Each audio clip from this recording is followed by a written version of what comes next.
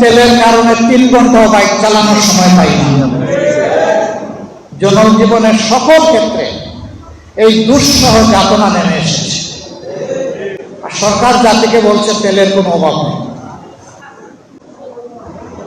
এটা অবশ্য ঠিক, তেলের অভাব কার জন্য নাই এটা বলে নাই। কারো কারো লোক ড্রাম ভর্তি করে নিজেদের ঘরে, বাঁশ জাড়ে, গোয়াল করে বিভিন্ন জায়গায় তারা তেল রেখে দিয়েছে।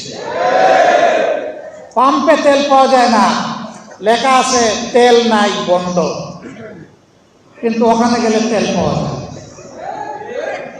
120 টাকা দামের তেল ওখানে গেলে 300 টাকায় পাওয়া যায়।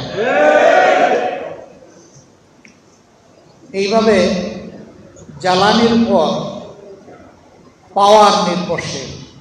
শুধু গাড়ির চাকা চলে না, শুধু ফ্যান ঘুরে না, শুধু বাতি চলে না, এই জ্বালানিতে সমাজের চাকা চলে, মিল, ফ্যাক্টরি, ইন্ডাস্ট্রির চাকা চলে, পাবলিক ট্রান্সপোর্ট চলে।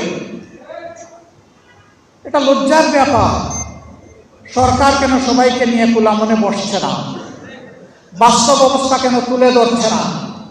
আমরা সবাই এই সংকট নিরসনের অংশীদার হতে চাই। আমরা তো সংকট তৈরি করতে চাই না, কিন্তু কি জানি শুধু একটা লুকোচুরি সব ব্যাপারে আমরা লক্ষ্য করি, কি একটা অস্পষ্টতা। আমরা সরকারকে আহ্বান জানাবো এটা থেকে বের হয়ে আসে।